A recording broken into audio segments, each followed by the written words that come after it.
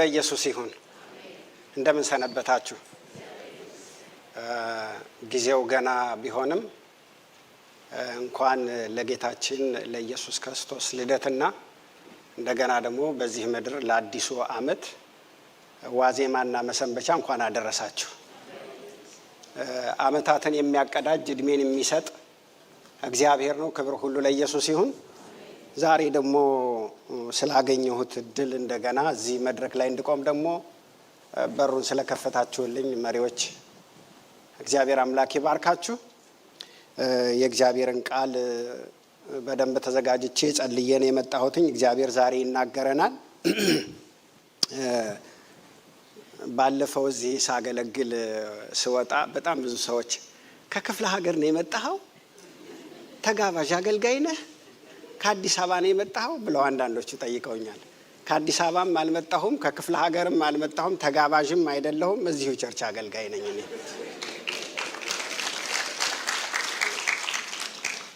እና ክብር ለኢየሱስ ይሁን። በዚህ ምድር ላይ ምን ደስ ይልሃል ብትሉኝ በጣም መስበክ እወዳለሁ። ታላቁ ሰባኪ እንግሊዛዊው ቻርልስ ስፐርጀን የተባለው ትልቁ ያው እንደምታውቁት የስብከት ማሽን ተብሎ ነው የሚነገረው። እሱ ምን ብሏል? እግዚአብሔር አንድያ ልጅ ነበረው አለ። አንድያ ብቸኛ ልጅ ነበረው፣ እሱንም ሰባኪ ያደረገው አለ።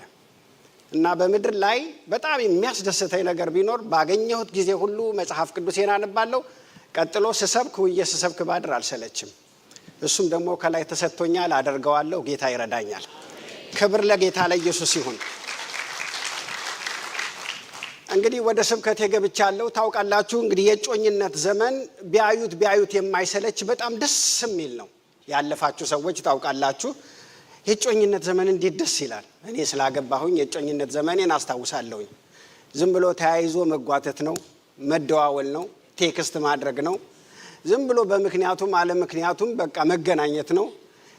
ቸርች ቢኖርም ባይኖር ቸርች ደርሰን እንምጣ ነው። በቃ እንደምታውቁት በጣም የጨረቃ ዘመን ነው ይባላል። በጣም ደስ ይላልኝ። በጣም በቃ ያሳለፋችሁ ሰዎች ታውቁታላችሁ። አብራችሁ ላችሁ እንደገና ማታ ደግሞ ቴክስት ይደረጋል። ያው የሀገራችን ታውቃላችሁ ሞባይል በጣም ውድ ነው።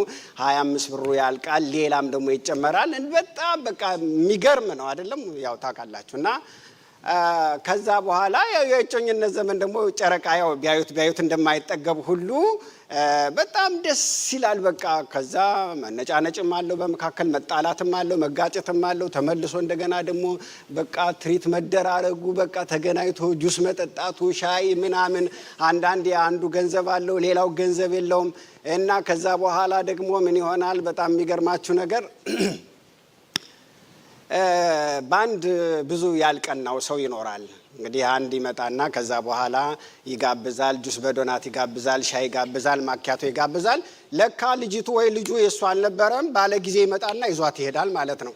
ከዛ የልጅነት ሂሳቡን ገንዘቡ እንዴት ይተሳሰባል? ምክንያቱም ገንዘቡንም ጨርሷል፣ ይሸኛል፣ ጫማውን በቃ ብዙ ዋጋ ይከፍላል። እንግዲህ እንደምታውቁትኝ እና በጣም ቢሆንም ግን የሚያሰቃይ ደስ የሚል የፍቅር ጊዜ ነው። አሰቃይ ነው ግን ደስ የሚል ስቃይ ነው። ከዛ በኋላ ያው እንግዲህ ጌታ ሲረዳቸው አንድ ቤት ይጀመራል ማለት ነው። ትጋባላችሁ። ከተጋባችሁ በኋላ አንዳንድ ባህሪዎች ብቅ ይላሉ። ከዛ በኋላ ያው እንግዲህ መጽሐፍ ቅዱስም ስትማሩ የመጽሐፍ ቅዱስ አስተማሪዎችም አንዳንድ አማካሪዎችም እንደሚናገሩት ምን ይላሉ? ያው እስከ 5 ዓመት ባለው ጊዜ ውስጥ አንዳንድ ካራክተሮች የተደበቁ ነገሮች ብቅ ይላሉ ማለት ነው። እና እሷም አንድ ነገር መዘዝ ታረጋለች። እንዴ በኢየሱስ ስም ከየት ነው የመጣሽው? አንቺ ነሽ እንዴ? እኔ አንቺን ነው ያገባሁት ነው? መንታትሽ ናት ነው ወይስ እንዴት ነው ምናምን። ከዛ እሱም ደግሞ ላጥ ሲያደርገው በጌታ በኢየሱስ ስም ጌታ ሆይ አረ እንደዚህ አልጠየቅኩህም፣ ይሄን እንደዚህ አይደለም ያልኩ፣ ከየት ነው ያመጣው ይሄን ነገር?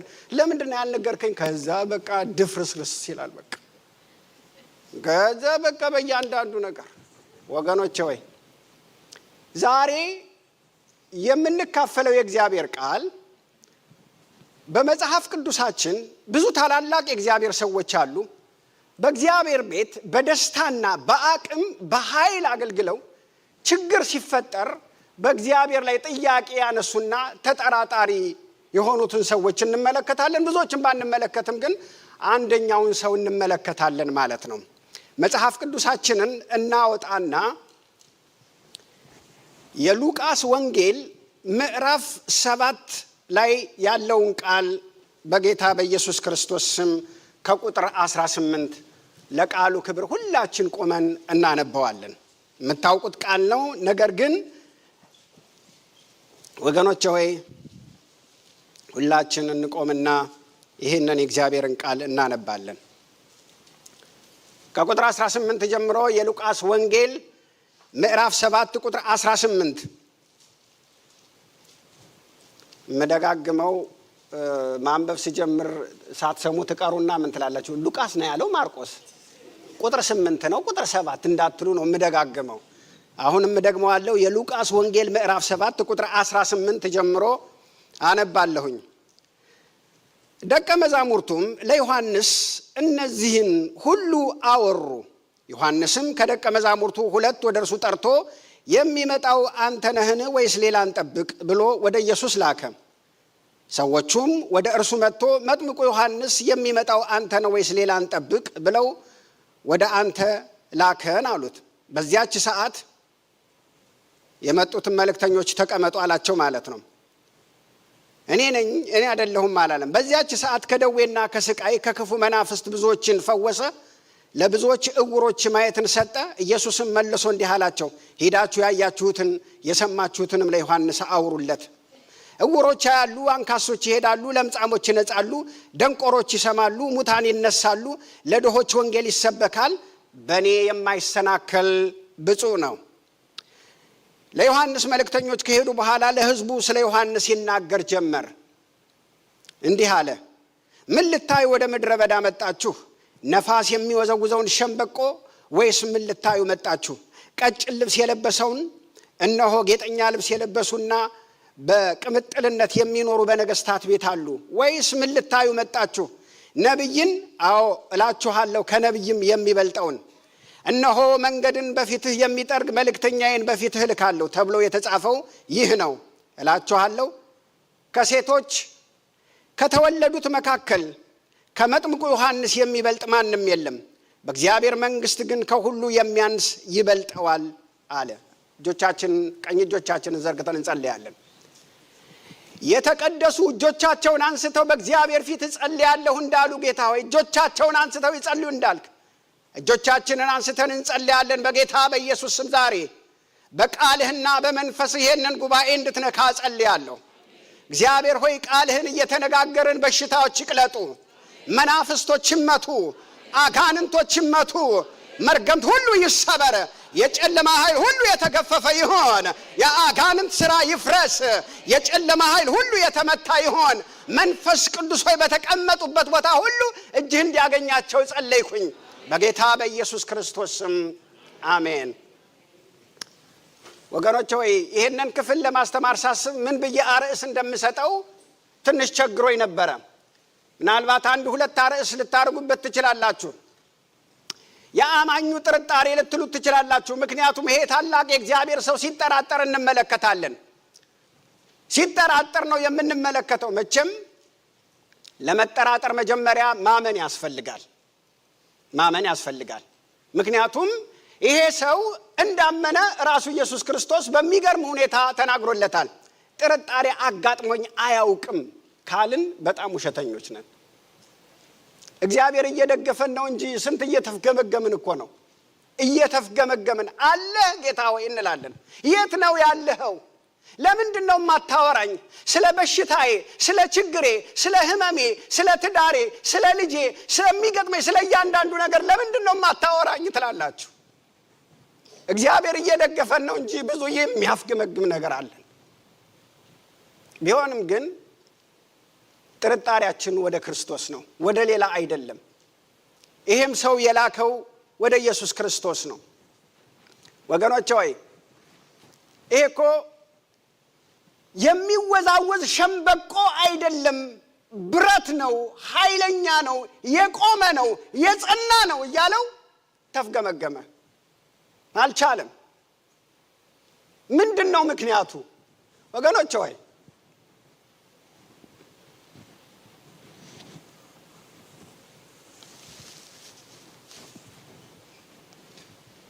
ሰው በህይወቱ ብዙ ነገር ሲሆንበት በየመንገዱ ታለቅሳላችሁ፣ በቤታችሁ ታለቅሳላችሁ።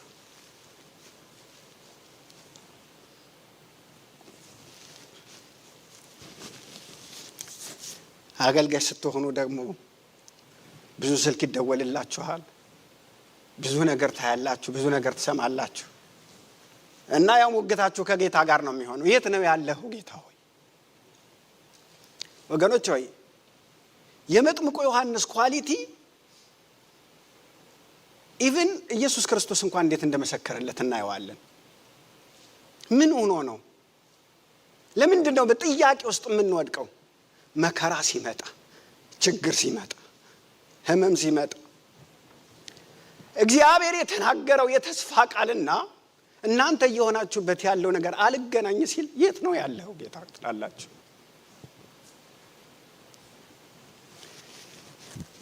መልእክት አለ ለዚህ ጉባኤ። እግዚአብሔር በስራ ላይ ነው። ልንገራችሁ፣ እግዚአብሔር በስራ ላይ ነው። በመጠራጠር ደረጃ እሱም በመጠራጠር ደረጃ ብዙ ጊዜ የምናነሳው ቶማስ እንላለን። ቶማስ ተጠራጣሪው እንላለን። ቶማስ ብቻ አይደለም። በማቴዎስ ወንጌል ምዕራፍ 28 ቁጥር 17 ላይ ስታነቡ ኢየሱስ ክርስቶስ ሞትን ድል አድርጎ ተነስቶ ወደ ሐዋርያት መጣ ይላል። አብዛኞቹ ግን አላመኑበትም ነበር ይላል። ሐዋርያቱ አላመኑበትም፣ ተጠራጥረውት ነበር ይላል። የሙዚቃው መሪ፣ የዘማሪዎች መሪ፣ የግጥሙ መሪ፣ የዘማሪዎች ሁሉ ደራሲ የታወቀው የእግዚአብሔር ሰው አሳፍ መዝሙረ ዳዊት 72ን ስታነቡትኝ ዘወር ብሎ ሲመለከት ኃጢአተኞች ሲሳካላቸው፣ ሲሆንላቸው፣ ሲሟላላቸው፣ ደስታቸው፣ ሳቃቸው፣ ሙላታቸው፣ ከፍታቸው ወገኖች ወይ ለሞታቸው እንኳን መጣጣር የለም። አይናቸው እንደ ስብ ወጣ፣ ጉሮሯቸው በስብ ተሞልቷል ይላለኝ። ለካ እጄን በከንቱ ነው ያጸደቅኩት አለ። ለካ ዝም ብዬ ነው ጌታን የተከተልኩት፣ ለካ ዝም ብዬ ነው ዘመዴን የጨረስኩት አለ። ደስ የሚለው ወደ ጌታ መቅደስ ለአምልኮ እየሄደ ነበረ። ወገኖች ሆይ እግዚአብሔር በስራ ላይ ነው። እግዚአብሔር አያየኝም ብትሉ እግዚአብሔር ያያችኋል። በዚህ ላይ ያነበብኩላችሁ የእግዚአብሔር ቃል ምንድን ነው የሚለው? ይሄ ዮሐንስ ወገኖች ሆይ እንደኛ አይደለም። አንድ ጊዜ የሚወድቅ፣ አንድ ጊዜ የሚነሳ፣ አንድ ጊዜ ከፍ የሚል፣ አንድ ጊዜ የሚስቅ፣ አንድ ጊዜ እንደዛ አይነት ሰው አይደለም። ወገኖች ሆይ እኔ በማነብበት ጊዜ ቢያንስ እንኳን ወደ 33 የሚሆኑ ኳሊቲ ነገሮች አሉት። የተወሰነውን ልንገራችሁ ወገኖች ሆይ። ዮሐንስ ስለራሱ ብዙ ስላልተናገረ ብዙ አልተናገረም፣ ምንም አልተናገረም ማለት ይቻላል። እና ስለዚህ ሰው ባነሳው ቁጥር ብዙ ተናገር ይለኛል። እንደኔና እንደናንተ አይነት ሰው አይደለም። በመጀመሪያ በተገለጠ ጊዜ ኤልያስ ልክ ተገልጦ ሰማይን እንደዘጋ ልክ ይሄ ሰው ሲገለጥ ይላል እግዚአብሔር ቃል በአዲስ ኪዳንና በብሉይ ኪዳን መካከል የጨለማ ጊዜ ነበረ። ያውም 400 የጨለማ ዘመን። ያንን 400 የጨለማ ዘመን በመግፈፍ ጀመረ። ልክ ከይሁዳ ምድረ በዳ ብቅ ሲል ወገኖች ሆይ የሚገርም ነገር ነው የሆነው። እግዚአብሔር ጨለማ ለብሶ የነበረውን ዘመን በርሱ መግፈፍ ጀመረ። እሱ ብቻ አይደለም። ልክ ብቅ በሚልበት ጊዜ እግዚአብሔር ከሰማይ በመንፈስ ቅዱስ በኩል ልክ ማጥመቅ ሲጀምር ከሚያጠምቃቸው መካከል አንድ የተለየ መለኮት የሆነ ኢየሱስ እንደተራ ወገኖች ሆይ ከናዝሬት ዮርዳኖስ 60 ማይል ነው ኢየሱስ ክርስቶስ በእግሩ ወክ አድርጎ መጥቶ ሊጠመቅ ከሚሰለፉት መካከል ቆሟል። አብሮ አደጉ ነው፣ ዘመዱ ነው፣ የገለጠው ነው። ነገር ግን ኢየሱስ ክርስቶስ አብሮ እዛ ተሰልፏል እና ምን ይላል? አያውቀውም። ዮሐንስ እያጠመቀ ነው። እግዚአብሔር ከሰማይ በመንፈስ ቅዱስ በኩል እንደዚህ አለው፣ በመካከል የተሰለፈ አንድ ሰው አለ፣ አንተ አታውቀውም። ነገር ግን አንተ በምታጠምቀው ጊዜ መንፈስ ቅዱስ ይወርድበትና እንደ ርግብ ምሳሌ ሆኖ ይቀመጥበታል። ልክ ሲቀመጥበት የምታየው እርሱ የኔ ልጅ ነው አለው። መለኮትን አብ በመንፈስ ቅዱስ በኩል ገለጠለት። ኢየሱስ ኢየሱስ በመካከል ተሰልፏል አለው። ወገኖች ሆይ ቀጥታ የሚያወራው ሰው ነበረ። እሱ ብቻ አይደለም፣ ኢየሱስ ክርስቶስ ራሱ የሚመጣው ብርሃን ብሎ ራሱ መስክሮለታል ዮሐንስን። አሁን እንዳነበብኩላችሁ ከሴት ከተወለደ እንደሱ አይነት የለም አለ። ከሴት ከተወለደ በሙሉ የዓለም ሕዝብ አሁን ሳይንቲስቶች እንደሚናገሩትኝ የሞተውም አሁን ያለውም ሁሉ እንዳለ ወደ 40 ቢሊዮን ይደርሳል ይላሉ። ከሴት ከተወለደ እንደሱ ያለ አልተወለደም ብሎ ተናገረለት። እሱ ብቻ አይደለም፣ ሱፐር ነብይ ነው አለው። ኤልያስ አለ፣ ሙሴ አለ እና አብርሃም አሉ፣ ሌሎች ብዙ ነቢያቶች አሉ። ከነዚህ ሁሉ ሱፐር ነብይ ነው፣ ከነብይ የሚበልጥ ነብይ ብሎ ተናግሮለታል። እንደምታውቁት እናትና አባቱ በስተርጅና የወለዱት ነው።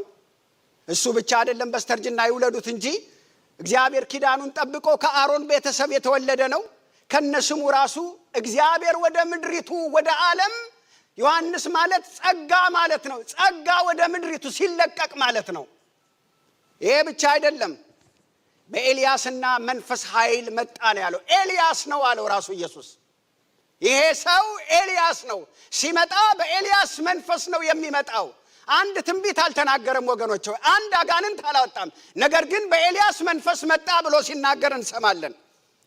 እነዚህ የምናገራቸው ሁሉ በሙሉ ከእግዚአብሔር ቃል ያሉ ናቸው። የተድላና የደስታ ምክንያት ተብሎ የተነገረለት ነው። በመወለዱ ብዙዎች ደስታ ይሆንላቸዋል የተባለ ሰው ነው። ወገኖች ሆይ በጌታ ፊት ታላቅ ይሆናልም የተባለ ሰው ነው።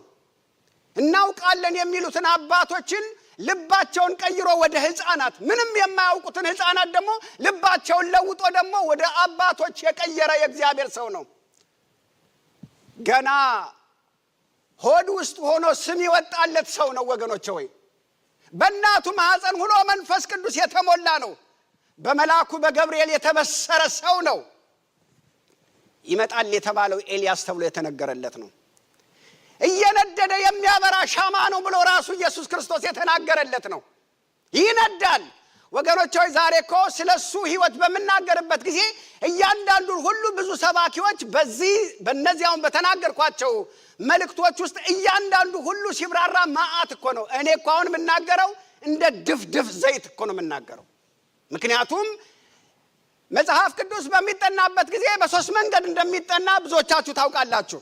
አንደኛው ሙሉ መጽሐፍ ይመረጣል፣ ሁላችንም እናጠናለን በየቤታችን። ቤተክርስቲያንም ሙሉ መጽሐፍ መርጣ ታስጠናለች፣ ጉባኤው እንዲማር ማለት ነው። ሁለተኛው ርዕሳዊ በሆነ መንገድ እናጠናለን። ስለ ቅድስና ሊሆን ይችላል፣ ስለ አገልግሎት ሊሆን ይችላል፣ ስለ ማንኛውም ነገር፣ ስለ ቤተሰብ፣ ስለ አስተዳደር ልናጠና እንችላለን። ሶስተኛው ግን የምናጠናው ካራክተር ስተዲ ነው፣ ስለ ግለሰባዊ ባህሪ ነው። አሁንም እየተነጋገርን ያለነው ግለሰባዊ ባህሪ ካራክተር ስተዲ ነው። ስለ ዮሐንስ ነው። ስለ ዮሐንስ እኔ ወደ 18 የሚሆኑ ክፍሎችን አንዳንድ ሰዓት ፈጅቼ አስተምሬያለሁ። ነገር ግን አሁን በትንሽ ደቂቃ ሁሉን ጨምቄ ነው ልነግራችሁ ያሰብኩትኝ እና በመልአኩ በገብርኤል የተበሰረለት ሰው ነው። ይመጣል ተብሎ አስቀድሞ የተነገረለት ስም የወጣለት ሰው ነው። ልንገራችሁ በጣም የሚገርመኝ ነገር መጥምቁ ዮሐንስ ልክ ብቅ ብሎ አገልግሎቱን ሲጀምር ኢየሱስ ክርስቶስ መጥቶ ነበረ። አልፈለጉትም ኢየሱስ ክርስቶስን። ወደ መጥምቁ ዮሐንስ እየሄዱ ግን አንተ መሲሁ ነህን ይሉታል። እንደዚህ የሚሉት እኮ እንደኔና እንደናንተ የሆኑት አይደለም፣ ፈሪሳውያንና ሰዱቃውያን ጸሐፍት ናቸው። ኢየሱስ ክርስቶስን ለሞት አሳልፈው ለፍርድ የሰጡት ሰንሃድሪ የተባሉት መሪዎች ናቸው። ምን ሊያደርጉት? አንተ መሲሁ ነህን ያሉትን ሊቀበሉት እኮ ነው። ኢየሱስ መጥቷል፣ አልተቀበሉትም። እሱን ግን ሊቀበሉት እኮ ነው። ነኝ ቢል ሊቀበሉት ነበረ። አንቀጥቃጭ ነበረ መጥምቁ ዮሐንስ ወገኖች ሆይ፣ አንቀጥቃጭ ነበረ። በጣም ደስ የሚለኝ መጥምቁ ዮሐንስ የማይማርከው ማራኪ ነበረ። ምግቡ አይማርክም፣ ልብሱ አይማርክም፣ ሰውነቱ አይማርክም። ንግግር ሲጀምር ግን መሬት ይንቀጠቀጣል።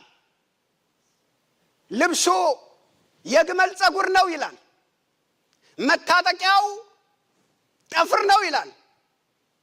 እሱ ብቻ አይደለም፣ የሚበላው የበረሃ ማርና አንበጣ ነው ይላል። እኛ ዛሬ እንዳትበሉ የሚለውን መጽሐፍ ቅዱስ ሁሉም በላለን።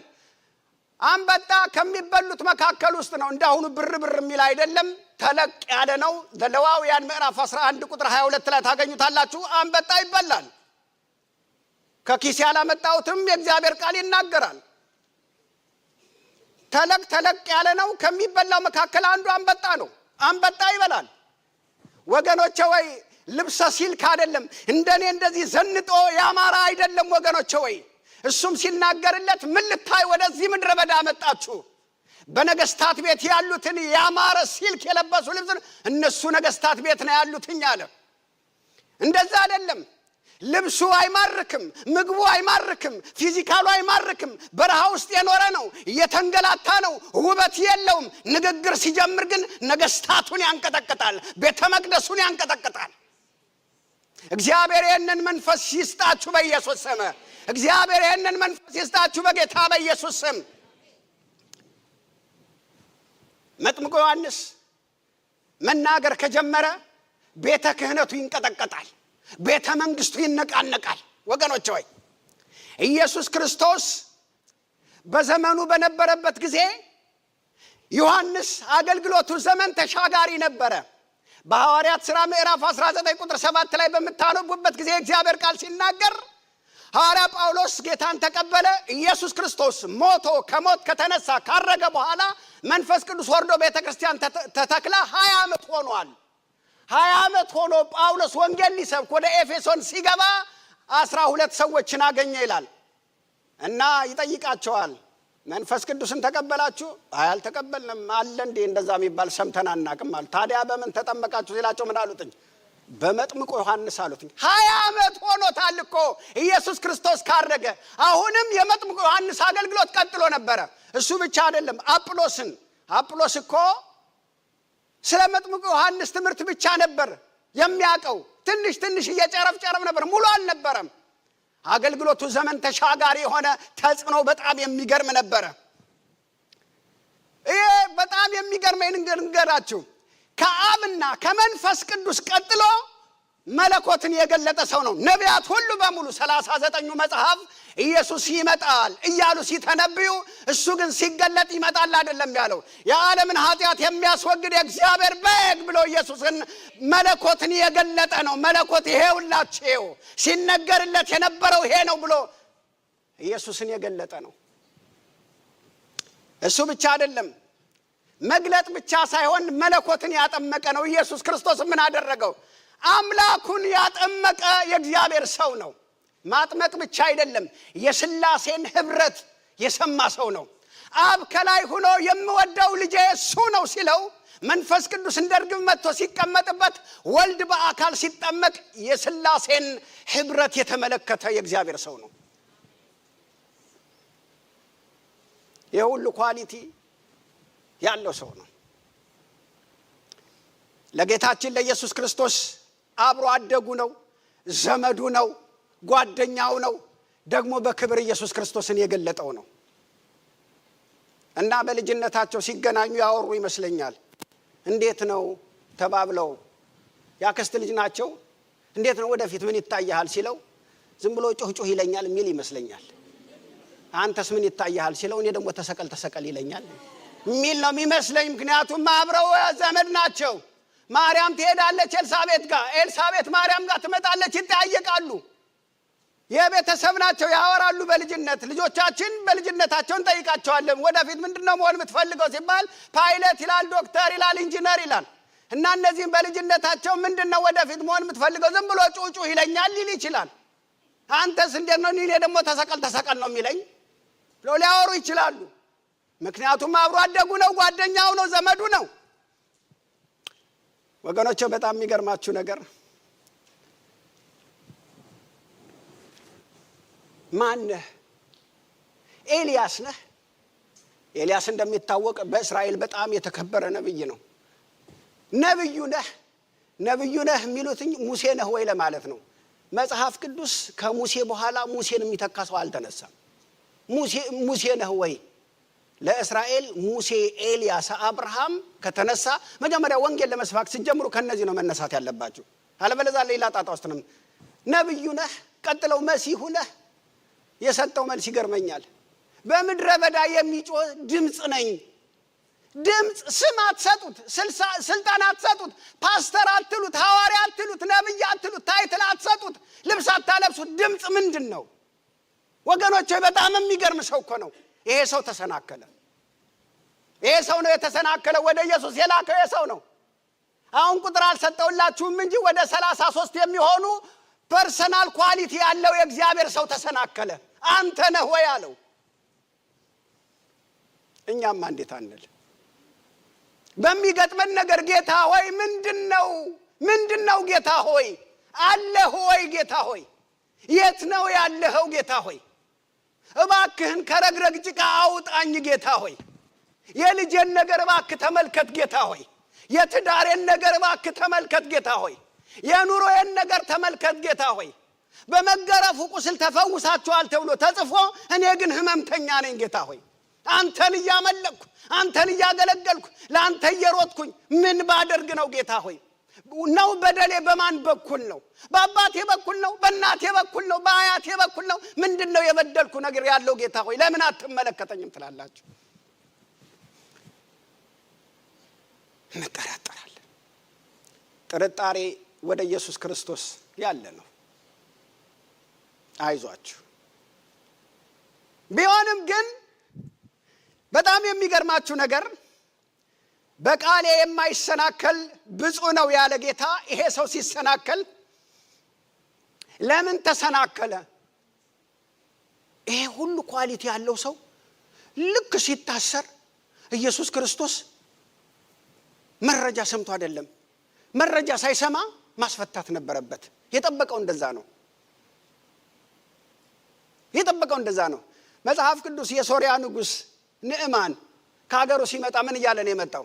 ይሄንን ስጦታ ሰጣለሁ ከዛም በኋላ ፈውስ ይሆንልኛል አለ። ከዛ በኋላ ልክ ሲመጣ ነብዩ ቤት ውስጥ ሆኖ ነው መልእክት የላከበት። ሄድና ዮርዳኖስ 7 ጊዜ ብቅ ጥልቅ በል አለው። እንዴ በአገሬ እኔ መጥቶ እየዳሰሰ ስሙን እየጠራ ምናምን ነው የመሰለኝ እንዴት እንደዚህ ይለኛል አለ።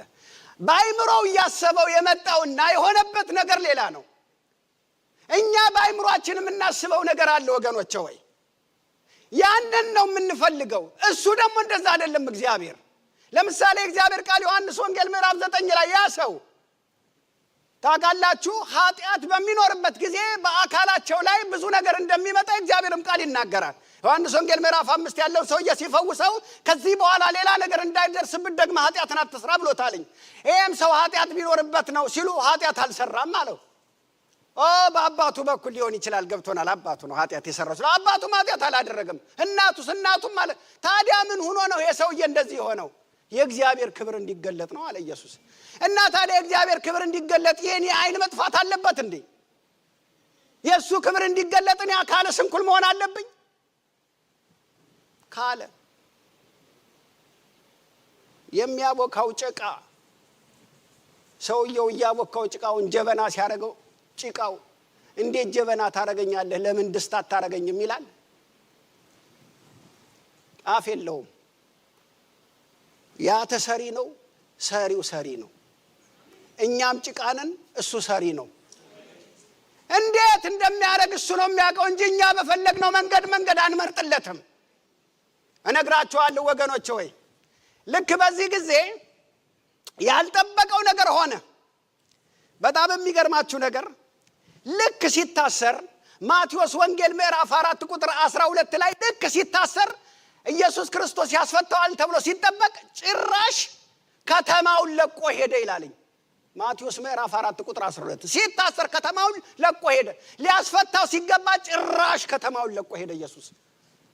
ኦኬ እንግዲህ ትንሽ ቆይቶ ብሎ ሊያስፈታው ይሆናል ስትሉ ሲሞትም ይላልኝ መጥምቁ ዮሐንስ ሲገደል አሁንም ከዮርዳኖስ ኢየሱስ ክርስቶስ ወደ ቅፍርናሆም ለቆ ሄደ ይላልኝ። ሲታሰርም ሲገደልም አልተመለከተው። ስለማያይ ነው።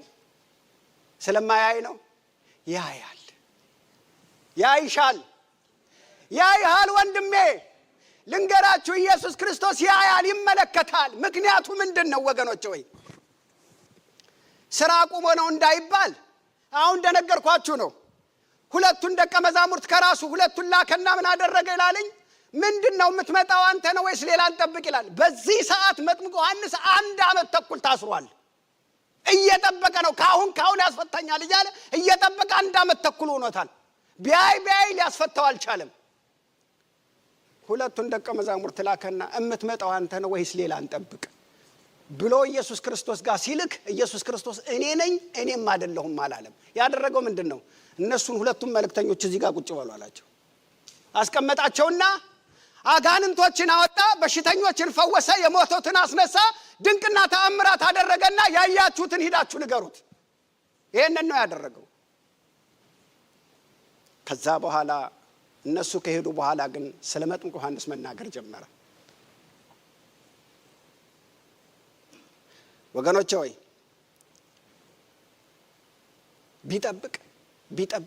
ቢጠብቅ አልተፈታም። መጠበቅ እንዴት ከባድ አይደለም! እንዴት ከባድ እኮ የሚያደክም ነገር እኮ ነው ወገኖቼ ሆይ። አልተፈታም። ታዲያ እሱ ብቻ ነው እንዴ እንደዚህ አሁን በአገራችን ስትረስ እንደምትሉት ማለት ነው? እዚህ ሀገር ከመጣው ነው ስትረስ የሚባል ቃል ልክ እንደ ልሳን የሸመደድኩት ማለት ነው። ያገኘሁት ሁሉ በሙሉ ስትረስ ይላልኝ። በቃ ልሳን ነው የሚመስለኝ አንዳንድ ጊዜ።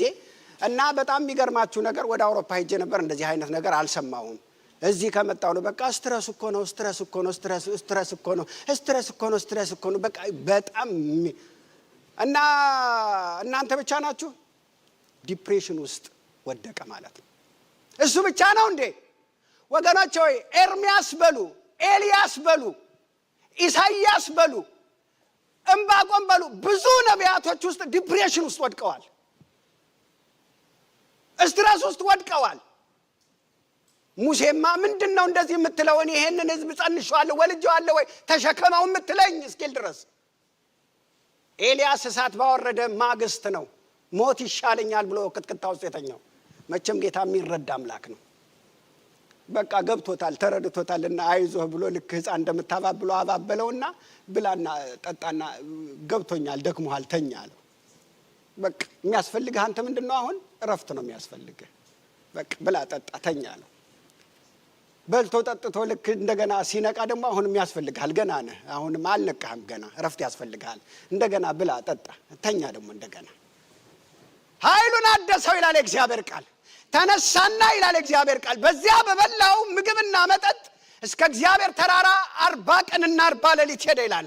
ወገኖች ሆይ በጌታ በኢየሱስ ስም ድካማችንን የሚያውቅ እንደገና በኃይል ያስነሳናል፣ እንደገና አቅም ይሰጠናል፣ እንደገና ይረዳናል፣ እንደገና ያግዘናል። ማንን እንደጣለ ይጥልሻል፣ ማንን እንደጣለ ይጥልሃል፣ ማንን እንዳዋረደ ያዋርድሃል። እሱን ተከትለ ልትወድቅ አትችልም። ማን ያወራ የነበረ ማን ያርዳ የቀበረ ይላሉ። አይተናል፣ እኛ ምስክር ነን ወገኖቼ ሆይ። አይጥልሽም፣ አይጥልህም ወንድሜ ሆይ፣ አይጥላችሁም። ለምንድን ነው ታዲያ እንደዚህ የምትሆኑት? ወገኖቼ ሆይ ነግራችኋለሁ። ዮሐንስ መፈታቱን ሲጠብቅ እየጠበቀ እኮ ነው። መፈታቱን ሲጠብቅ ጠላቶቹ ቀን ጠብቀው ገደሉት። ያውም አግሊ በሆነ ሞት፣ ዘግናኝ በሆነ ሞት፣ አስጠሊታ በሆነ ሞት፣ የዘፈን ሽልማት፣ የሴት ሽልማት፣ የኃጢአት ሽልማት ሆኖ ተገደለ። አንገቱ ተቆርጦ ሞተ።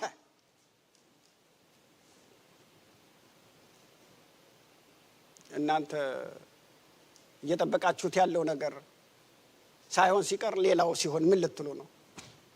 እሱ ማለት እኮ ነው እንዲድን ሲጠብቁ ሲሞት፣ እንዲነሳ ሲጠብቁ ሽባ ሲሆን፣ እንደገና አቅም ያገኛል ስትሉ አቅሙን አጥቶ ከጥቅም ውጭ ሲሆን ምንድን ነው የምትሉት? ዮሐንስ ይህ ሁሉ ኳሊቲ ያለው ሰው የውርደት ሞት ሞተ። ይህ ታላቅ የእግዚአብሔር ሰው ኢየሱስ ክርስቶስ እያየው ሞተ፣ ተገደለ። ልንገራችሁ፣ እንዴት ሞተ፣ ለምን ሞተ አይባልም። ምን ሰርቶ ሞተ ነው የሚባለው። በምንም መንገድ ልትሞቱ ትችላላችሁ። ታላላቅ የእግዚአብሔር ሰዎች የምናውቃቸው በሚገርም ጸጋ በሚገርም ክብር ያገለገሉ ሰዎች በሚገርም ዘግናኝ በሆነ አደጋ ሲሞቱ አይተናል። በአውሮፕላን በሉት፣ በመኪና አደጋ በሉት፣ በሌላም በብዙ አይነት መንገድ አካሄዳቸው አይደለም ወገኖች ሆይ ልንገራችሁ በጣም ደስ የሚለኝ ዮሐንስ ራእይ ምዕራፍ 21 ላይ እግዚአብሔር ቃል ሲናገር በመጨረሻው ዘመን አውሬ የበላው ባህር የወሰደው በሰዎች የተገደለ ልክ እንደ ሕዝቅኤል 37 አጥንቱ የተበታተነ ሁሉ አንድ ድምጽ ይመጣል፣ ሬሳ ሁሉ በሰነድ ይምጣ ይረከብ የሚል ቃል ሲወጣ ባህር የወሰደው አውሬ የበላው ሁሉ በሰነድ ያስረክባል። በሰነድ ያስረክባል። አሟሟታችሁ አይደለም ምን ሰርታችሁ ሞታችሁ ነው ዋናው። ምን ሰርተን ነው የሄድነው ነው። አግሊ በሆነ ሞት ቢሞትም ጌታውን አስከብሮ የሄደ ነው ወገኖች ሆይ።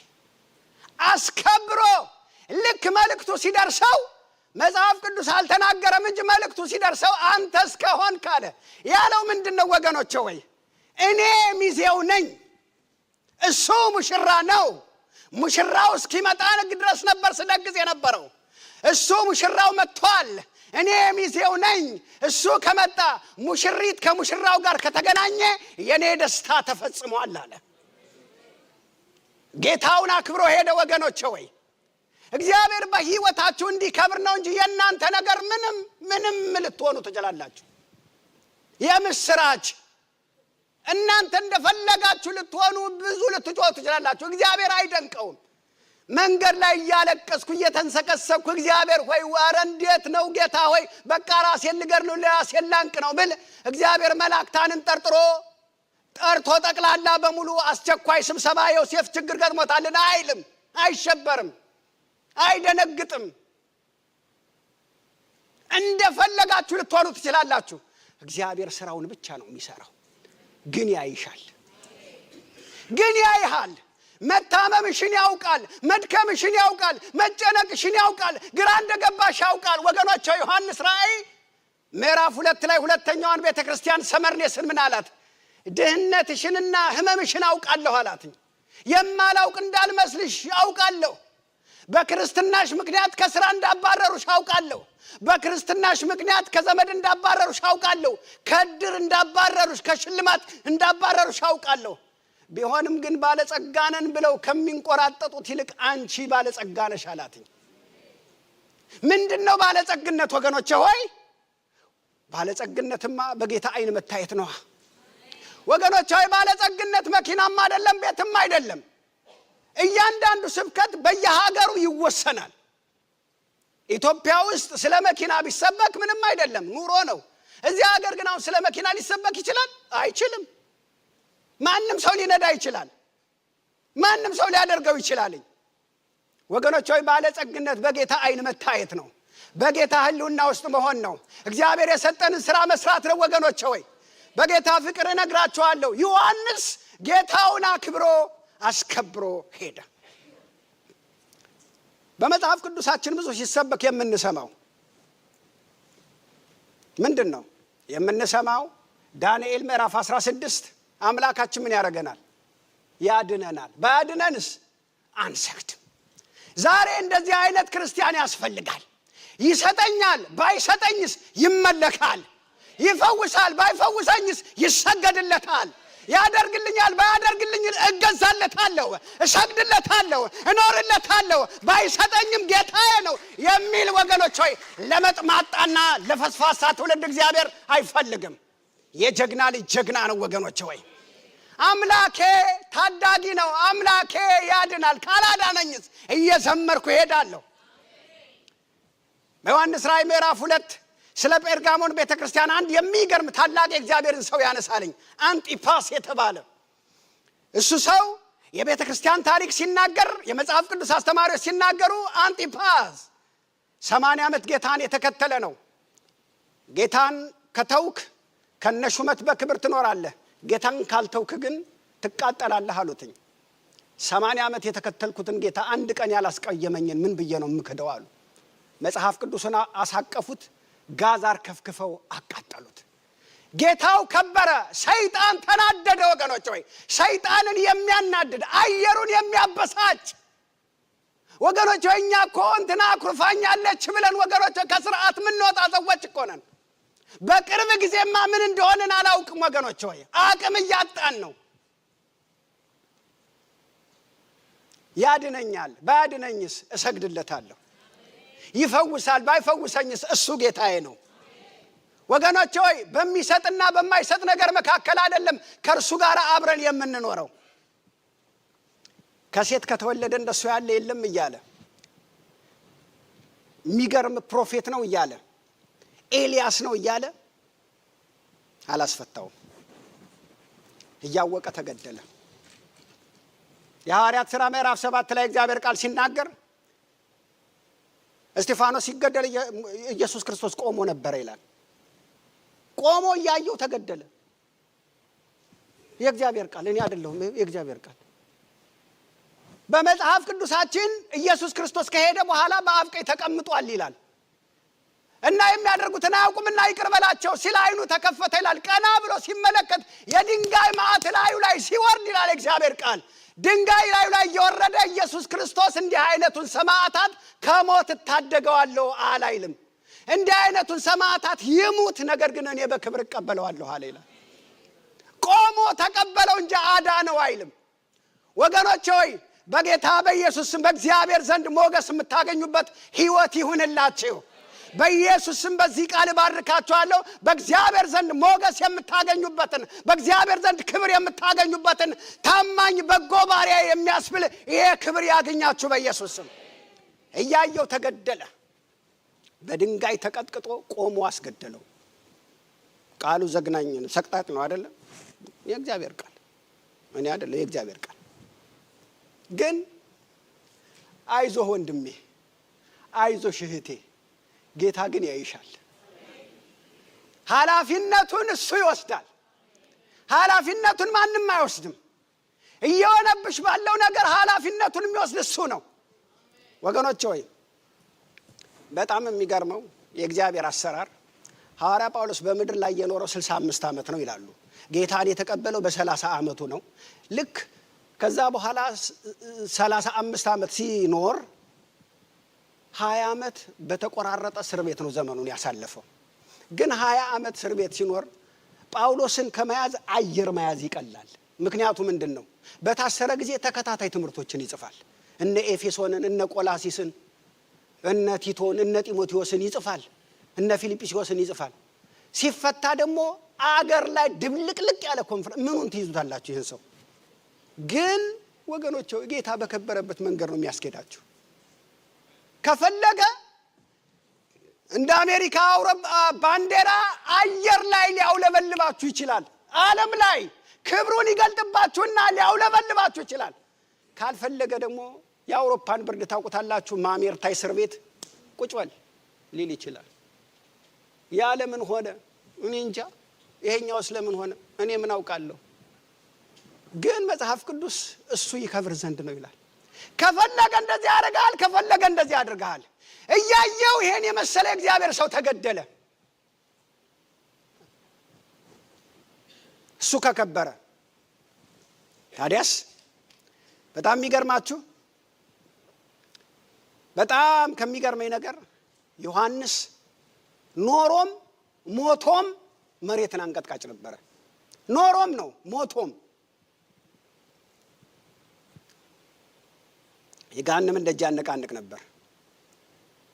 ሄሮድስ ስለ ኢየሱስ ክርስቶስ ሰማ ይላል ማቴዎስ 14 ላይ።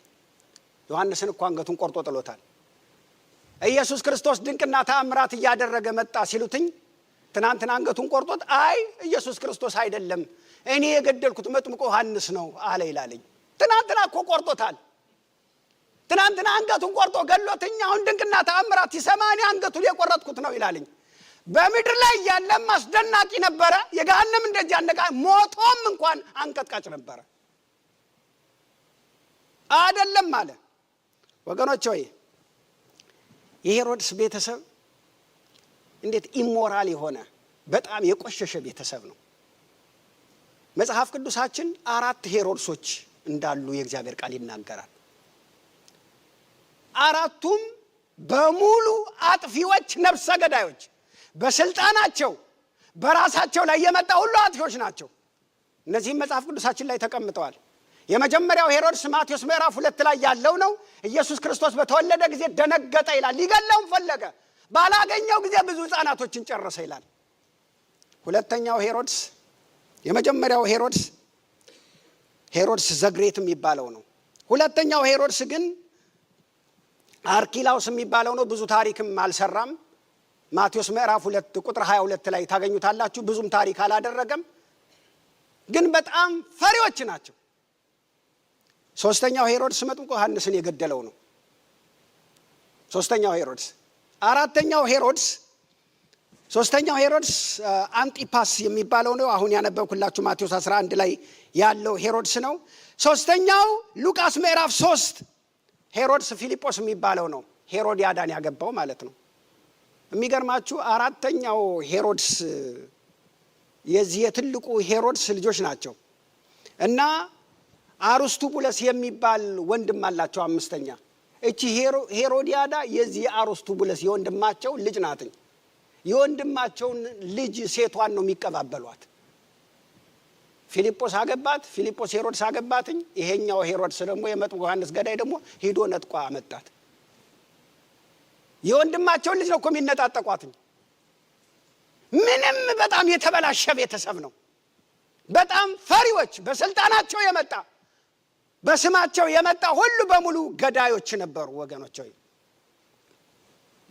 ዮሐንስን፣ ህዝቡን፣ ኢየሱስ ክርስቶስን ይፈራሉ፣ ግን ደግሞ ያገኙትን ሁሉ ደግሞ ይገላሉ። ዮሐንስ የተገደለው ለምንድን ነው? ጽድቅ ሰበክ ተብሎ፣ እውነት ተናገርክ ተብሎ። እሱ ምን አድርገሃል ብሎት ነው የገደለው? የወንድምህ ሚስት ለአንተ ልታገባ አይገባም ስላለው ነው።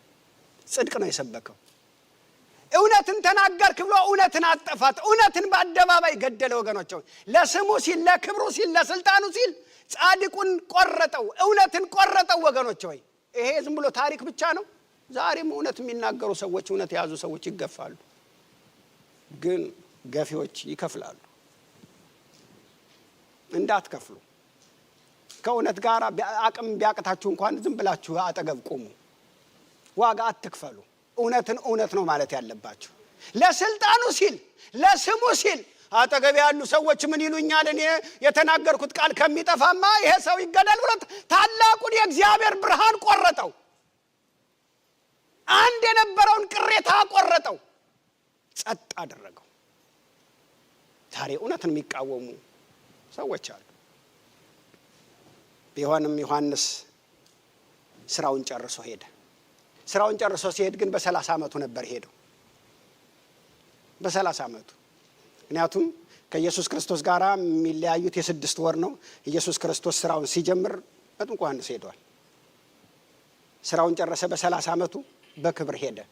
በእኛ በሀገራችን በ30 ዓመት አንድ ሰው ሲሞት ሞተ ሳይሆን ተቀጨ ነው የምንለው። እሱ ግን ስራውን ጨርሶ ነው ሄደው። አልተቀጨም። ስራችሁን ከጨረሳችሁ ትሄዳላችሁ። አንዳንዱ በማስነጠስ ይሄዳል፣ አንዳንዱ በእንቅፋት ይሄዳል፣ አንዳንዱ ተኝቶ ይሄዳል፣ አንዳንዱ በከባድ ህመም ይሄዳል። ከጨረሳችሁ ትሄዳላችሁ። ምን ታረጋላችሁ? ያለነው እኮ ስላልጨረስን ነው። አልጨረስክም ብትሄድ ራሱ በስህተት ነው ተብለህ ትመለሳለህ። አይ ተሳስቶ ነው፣ በስህተት ነው፣ መልሰው ትመለሳላችሁ። ስለጨረሰ መቆየት አልቻለም። ምንም ቢደነቅም ምንም ቢደረግም ወገኖች ወይ ስለጨረሰ ሄደ። ጻድቁ ተሰዋ፣ አንገቱ ተቆርጦ የዘፈን ሽልማት ሆነ። ዮሐንስ አንገቱ ተቆርጦ በጀህንነት ጌታን አክብሮ ሄደ። ከሄደ በኋላስ ይሄው ኢየሱስ ክርስቶስም ይሄው እኛም መጽሐፍም ስናወራው እንኖራለን። ታዲያ ምንድን ነው መጨረሻው? እያንዳንዳችን መጽሐፉ ተጽፎ አልቆ 66ቱ ተዘግቦ ታትሟል። እኛ ምንድነን? እኛማ 67ኛ መጽሐፍ ነን። ዛሬ መጥምቁ ዮሐንስ አንተ ነህ። ዛሬ መጥምቁ ዮሐንስ አንቺ ነሽ። ዛሬ መጥምቁ ዮሐንስ እኛ ነን ወገኖች ሆይ። ወንጌል ማለት እኛ ነን፣ ሕያው ምስክር ማለት ነው። አንተ 67ኛ መጽሐፍ ነህ። ለጎረቤት፣ ለቤት፣ ለትዳር፣ ለጓደኛ አንተ 67ኛ የሚነበብ መጽሐፍ ነህ። የሚነበብ ሕያው የሆነ ወንጌል አንተ ነህ። ጓደኞችህ፣ ጎረቤትህ፣ ሚስትህ፣ ልጆችህ አካባቢ ሲመለከቱ ምን ይላል? ወንጌል ወንጌል ትሸታለህ፣ ይመሰከርልሃል። ከሄድክ በኋላ ወይ መድኃኒዓለም ነቀላት ነው የምትባሉት። እንዴት አይነት ሰው ነበረች! እንዴት አይነት ሰው ነበረ! እግዚአብሔር ይባርከው። አስታራቂ ነበረ፣ መልካም ሰው ነበረ፣ የእግዚአብሔርን ቃል ይናገር ነበረ። ምስክር ነበረ፣ ሕያው ነበረ የምትባሉ ሰዎች ናችሁ። እናንተ ሕያው ምስክር ወንጌል ናችሁ። እሱማ ሄደ። ከሄደ በኋላ በጣም የሚገርመኝ እሳት የሚተፉ ደቀ መዛሙርትን ግን አፍርቶ ነበረ። ምን የሚሉ? እሱን ገላችሁታል፣ በድኑን አምጡ የሚሉ፣ ነገስታትን የማይፈሩ፣ ኃያላንን የማይፈሩ፣ ገዳዮችን የማይፈሩ፣ እሱ ከተገደለ እኛ በቃ ምን ይሻለናል የሚሉ አይደሉም። በድኑን አምጡ እንቀብራለን የሚሉ ነበሩ። ተክቶ ነበር የሄደው። እግዚአብሔር ተኪዎች ይስጠን ወገኖች፣ እግዚአብሔር ተኪዎች ይስጠን። ኢየሱስንም ገደሉት። ይሄው ወንጌል እኛ ጋር እስኪደርስ ድረስ 12 ምርጥ ሰዎችን አፍርቶ ሄደ። የመጨረሻ መልእክቴን ስሰበስብ ዮሐንስ እስር ቤት ሆኖ አያየኝም፣ አይመለከተኝም፣ ትቶኛል፣ ረስቶኛል እያለ ነበር አይደለ? አይሃለሁ ነው። ዛሬም አንተን ያይሃል፣ ያይሻል። እየገጠመሽ ባለሽ ነገር ይመለከትሻል፣ ያይሻል። እህቴ ሆይ ያይሃል፣ ወንድሜ ሆይ። ታዲያ ያየኝ ይሄ ሁሉ የሚሆንብኝ ነገር እንደ ጌዲዮን ለምንድን ነው እንደዚህ? በቃ እሱ በከበረበት መንገድ ነው የምንሄደው። መጽሐፉ እንደዚህ ስለሚል ሌላ ምን አስታራቂ ነገር ልንገራችሁ? ትወጣለህ አልልህ፣ እማትወጣ እስከሆነ ትሻገራለህ አልልህ፣ እማትሻገር እስከሆነ መጽሐፋችን እንደሱ አድርጎ ነው ያስቀመጠው። ዕብራውያን ምዕራፍ 11 ስናነብ እኮ ይሄኛውን በመጋዝ ሰነጠቀው ይላል፣ አጠገቡ ያለውን ከመጋዝ አተረፈው ይላል። ለምን ይሄኛው እየተሰነጠቀ ለምን ይሄኛው ይተርፋል? እሱ በሚከብርበት መንገድ። ዛሬ የምጸልይላችሁ ለሁላችሁ እግዚአብሔር ይክበርባችሁ። አይ ወገኖቼ ሆይ አብዛኛውን እድሜውን እኮ ሄደነዋል፣ የቀረን ትንሽ አይደለም። እግዚአብሔር ይክበርባችሁ። እግዚአብሔር በትዳራችሁ ይክበርባችሁ። እግዚአብሔር በአገልግሎታችሁ ይክበርባችሁ። በጌታ በኢየሱስ ክርስቶስ ስም አንድ የሐዘን ካባ አያለሁኝ። የማየው የሐዘን ካባ ምን እንደሆነ ታውቃላችሁ? በእግዚአብሔር ቃል ልንገራችሁና እጆቻችንን ዘርግተን እንጸልያለን። አንድ ካባ አያለሁኝ። የማየው ካባ የእግዚአብሔር ቃል ሲናገር ያዕቆብ ይላልኝ። ያዕቆብ ዮሴፍ በ17 ዓመቱ ህልም አየ ይላል። ለወንድሞቹም ነገራቸው፣ ለአባትም ተናገረ ይላልኝ። አባትየው ገሰጸውና ግን ህልሙን ይጠብቅ ነበር ይላልኝ። ነገር ግን በሚቀጥለው ቀን የደረሰው ዜና ዮሴፍ ሞቷል የሚል ነው አይደለም? እየጠበቀው ነበረ። ከዛም በኋላ ምን አለ? እያለቀስኩ ወደ መቃብር እሄዳለሁ አለ ይላል። እያለቀስኩ ወደ ምን እሄዳለሁ? ያ የተነገረው ህልም፣ ያ ያየው ነገር ቀረ ማለት ነው። ከዛም በኋላ ከተወሰነ ዓመት በኋላ ዮሴፍም ሰረገላ ላከለት አባቱ ወደ ግብጽ እንዲመጣ። ወገኖቼ ሆይ ልክ ሰረገላውን በሚመለከትበት ጊዜ ያዕቆብ ነፍሱ ታደሰች ይላልኝ። እግዚአብሔር ተናግሯችሁ ሰይጣን ዋሽቷችሁ እግዚአብሔር አያደርገውም፣ ዝም ብሎ ነው ወይ ነብዩ ተሳስቶ ነው፣ ይሄ ነገር አልሆነም፣ ጊዜው ሄደ ብላችሁ የሐዘን ካባ የለበሳችሁ ሰዎች አላችሁ። በጌታ በኢየሱስ ስም እጆቻችሁን ዘርጉ። የሐዘን ካባ ከላያችሁ ላይ የተገፈፈ ይሆን፣ በኢየሱስ ስም የተገፈፈ ይሆን። እግዚአብሔር የተናገራችሁ በኢየሱስ ስም ይሆናል፣ በኢየሱስ ስም ይሆናል። እንደገና ነፍሳችሁ ይታደሳል፣ በኢየሱስ ስም እንደገና ይታደሳል። እንደገና ኃይላችሁ ይታደሳል። እግዚአብሔር የተናገራችሁ ይሆናል። እንደገና አቅም ታገኛላችሁ፣ እንደገና ጉልበት ታገኛላችሁ። እያዘናችሁ እያለቀሳችሁ ወደ መቃብር በኢየሱስ ስም አትወርዱም። እግዚአብሔር የሐዘንን ካባ ከላዩ ላይ እንዳነሳ በጌታ በኢየሱስ ስም የሐዘን ካባ ከላያችሁ ላይ የተነሳ ይሆን፣ በኢየሱስ ስም ይሆን፣ በጌታ በኢየሱስ ስምና ስልጣን።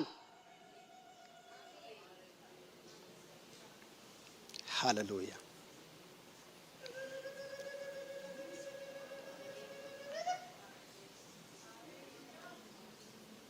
ያይሻል እህቴ ሆይ፣ ያይሃል ወንድሜ ሆይ። እያየህ ነው፣ እያየሽ ነው። ነገር ግን ጌታ ይክበርባችሁ። በኢየሱስ ስም ጌታ ይክበርባችሁ። በኢየሱስ ስም የማትከስሩበትን እግዚአብሔር ይመልከታችሁ። እግዚአብሔር ይክበርባችሁ በኢየሱስ ስም። ሜላ ሀካታስታና ባራሃዲያስ ኤላ ካና ማስታንዳ ባሃዲያ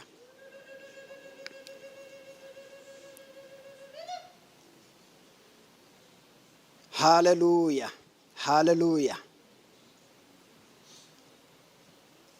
ኢየሱስ ዛሬም ያይሻል።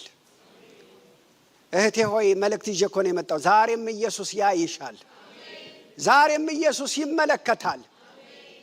የእግዚአብሔር ኃይሎች ወደ ምድር ይመለከታሉ። ፍጹም የሆነውን ያጸና ዘንድ እግዚአብሔር ኃይሎች ወደ ምድር ሁሉ ይመለከታሉ እንደሚል ዛሬም ቤትሽን ይመለከታል። ዛሬም ቤትሽን ይመለከታል። ዛሬም ትዳርሽን ይመለከታል። ዛሬም እንቆቅልሽሽን ይመለከታል። በጌታ በኢየሱስ ስም የእግዚአብሔር እጅ ወደ እናንተ ይምጣ። የእግዚአብሔር እጅ ወደ እናንተ ይምጣ። እግዚአብሔር ከሰማይ ይመልከታችሁ። መልሳችሁ ፈጥኖ ይብቀልላችሁ። እግዚአብሔር ፈጽሞ ይባርካችሁ። እግዚአብሔር ፈጽሞ ታሪካችሁን ይለውጥ። ታሪካችሁ በኢየሱስ ስም የተለወጠ ይሆነ። የጨለማ ኃይል ሁሉ ከቤታችሁ ላይ ይነሳ። በኢየሱስ ስም ይነሳ። አስጨናቂው ዘንግ የተሰበረ ይሆን። በኢየሱስ ስም የተሰበረ ይሆን። ሰማይ ይከፈትላችሁ። ሰማይ ይከፈትላችሁ። ስትጠሩት አቤት ይበላችሁ። ስትጠሩት ይምጣላችሁ። ስትጠሩት ይሆንላችሁ። ዛሬ በጌታ በኢየሱስ ስም የመልሳችሁ ቀን ይሁን። የመልሳችሁ ቀን ይሁን። የሳቃችሁ ቀን ይሁን። የደስታችሁ ቀን ይሁን። የብድራታችሁ ቀን ይሁን። ሃስካል ዲቬሊቨንት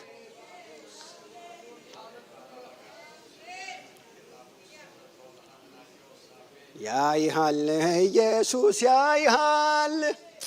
ያይሃል በእውነት ያይሃል። ያንተ ነገር ይገደዋል። ሊታደግህም ይመጣል። ያይሃል ኢየሱስ ያይሃል። ያይሃል በእውነት ያይሃል። ያንተ ነገር ይገደዋል። ሊታደግህም ይመጣል። ሃሌሉያ። በጌታ በኢየሱስ ስም ኢየሱስ ያይሃል። ኢየሱስ ያይሻል በኢየሱስ ስም። ኢየሱስ ያይሻል በኢየሱስ ስም። ኢየሱስ ይመለከትሻል በኢየሱስ ስም። ሰይጣን ውሸታም ነው፣ የውሸት አባት ነው። አያይሽም ቢልሽ አይሻል። ፒላካታና ሰባዲያስ ህመምህን ያያል። ሐዘንህን ያያል። እንባህን ያያል። መጨነቅህን፣ ግራ መጋባትህን ያያል። አውቃለሁ ብሏል። ያይሃል።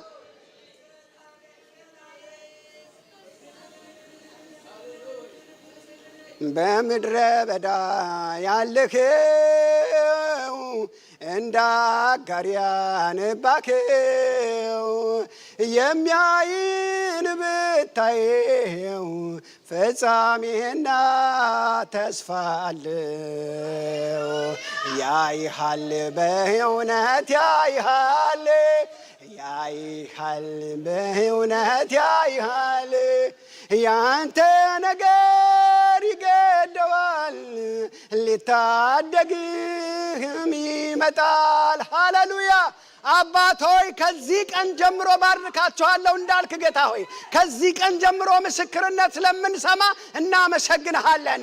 የፈውስ ምስክርነት፣ የተአምራት ምስክርነት፣ የአቅም ምስክርነት፣ የኃይል ምስክርነት፣ እንደገና የመሄድ ምስክርነት፣ እንደገና የመቆም ምስክርነት ስለምንሰማ እናመሰግንሃለን። ታሪክ ስለሚቀየር እናመሰግንሃለን። ጨለማ ስለተገፈፈ እናመሰግንሃለን። ሴላካታስታባንያ የሐዘንን ካባ ስለገፈፍክ እጅግ አድርጌ አመሰግንሃለሁ። የእግዚአብሔር ወይ የሐዘንን ካባ ስለገፈፍክ አመሰግንሃለሁ። ተስፋቸው ወደ ቤታቸው ስለመጣ አመሰግንሃለሁ። ኃይላቸው ወደ ቤት ስለመጣ አመሰግንሃለሁ። ተሐድሶ ስለሆነ አመሰግንሃለሁ። እናከብርሃለን አባት ሆይ፣ እናመሰግንሃለን አባት ሆይ። ስምህ ብሩክ ይሁን። ለጌታ እልልታና ጭብጨባ ሃሌሉያ።